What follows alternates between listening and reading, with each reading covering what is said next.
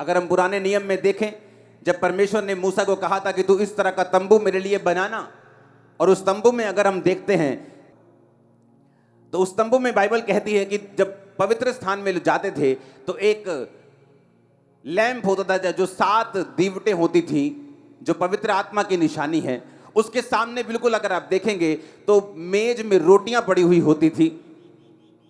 Bible कहती है जो लैंप है, जो पवित्र आत्मा की निशानी है, रोमियो 8 उसकी 26 और 27 में लिखा, इसी रीति से आत्मा भी हमारी दुर्बलता में सहायता करता है, क्योंकि हम नहीं जानते प्रार्थना किस रीति से करनी चाहिए, परंतु आत्मा आप ही ऐसी आहें भरकर जो बयान से बाहर है हमारे लिए विनती करता है। और मनों का जांचने वाला जानता है कि आत्मा की मनसा क्या है, क्योंकि वह पवित्र लोगों के लिए परमेश्वर की इच्छा के अनुसार विनती करता है। बाइबल कहती है कि वो आत्मा हमारी दुर्बलता में सहायता करता है, क्योंकि हम नहीं जानते प्रार्थना किस रीति से करनी चाहिए। पवित्र स्थान में जब मूसा को परमेश्वर ने दिखाया कि एक लैंप रखना, एक ही टुकड़े से उसे बनाना और 7 दीवटें बनाना, जिसका मतलब है पवित्र आत्मा की प्रेजेंस। एक विश्वासी जब पवित्र आत्मा में होकर प्रार्थना करता है, बाइबल कहती है वो नहीं जानता प्रार्थना किस रीति से करनी चाहिए। इस तरह लोग बोलते हैं मैं प्रार्थना में क्या बोलूंगा, मुझे प्रार्थना करनी नहीं आती। लेकिन बाइबल कहती है जब पवित्र आत्मा आप ग्रहण करते हैं, जो कि आपको पापों की क्षमा के साथ प्राप्त होता है, आप खुदावन से पापों की क्षमा को मांगते हैं, यीशु के लहू को मांगते हैं, आप पाप छोड़ते हैं, अपने जीवन में एक ही परमेश्वर यीशु मसीह को ग्रहण करते हैं, उसके पीछे चलना शुरू करते हैं, उसके वचन को मानना शुरू करते हैं। बाइबल कहती है पवित्र आत्मा आपके अंदर आता है, परमेश्वर आपको पवित्र आत्मा से भरता है, और जब पवित्र आत्मा से वो आपको भरता है तो बाइबल कहती है जब आप प्रार्थना करना नहीं जानते, क्योंकि मनुष्य जब भी प्रार्थना करेगा बक बक के अलावा कुछ नहीं करेगा।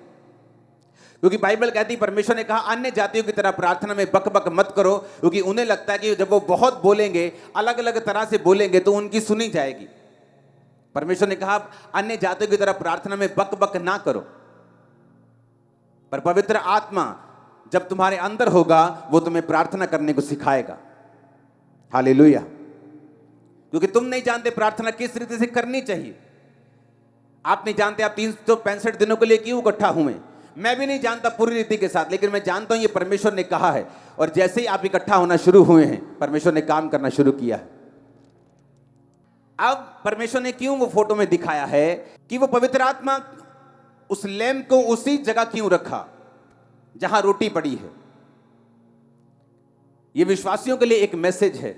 अगर आपकी लाइफ में पवित्र आत्मा नहीं है तो आप नहीं जानते प्रार्थना किस रीति से करनी चाहिए, और अगर आपको पवित्र आत्मा के द्वारा प्रार्थना नहीं करते, आप नहीं पा सकते जो ऊपर से आता है।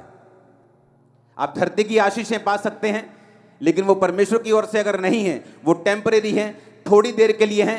बाइबल कहती है जो सुख यहोवा देता है उसके साथ वो दुख नहीं मिलाता। अगर वो आपको पैसा देगा उसको भोगने की शक्ति भी देगा। अगर आपको वो शरीर देगा वो पैसा भी देगा। अगर पैसा देगा तो आपको बीमारियां नहीं देगा कि आप उसका आनंद मान सकें, अपने बच्चों के साथ, फैमिली के साथ रह सकें। वो आपको बरकत देगा। और बाइबल कहती है जो ऊपर से आता है वो सर्वोत्तम है। और अगर ऊपर से कोई ब्लेसिंग चाहिए तो आपको प्रार्थना करनी आनी चाहिए। अगर प्रार्थना आनी आपको सीखनी है तो बाइबल कहती तुम अपनी मर्जी से प्रार्थना नहीं कर सकते, पवित्र आत्मा तुमको सिखाता है प्रार्थना किस रीति से करनी चाहिए। आमीन। कई बार आप प्रार्थना करने के लिए बैठते हैं, आपको रोना आता है। कई बार आप प्रार्थना करने के लिए बैठते हैं, आपको जोश आता है। आप प्रार्थना करने के लिए बैठते हैं, कई बार आपका दिल करता है वर्शिप सुने, आनंद से। ये सब पवित्र आत्मा के कार्य हैं। आमीन।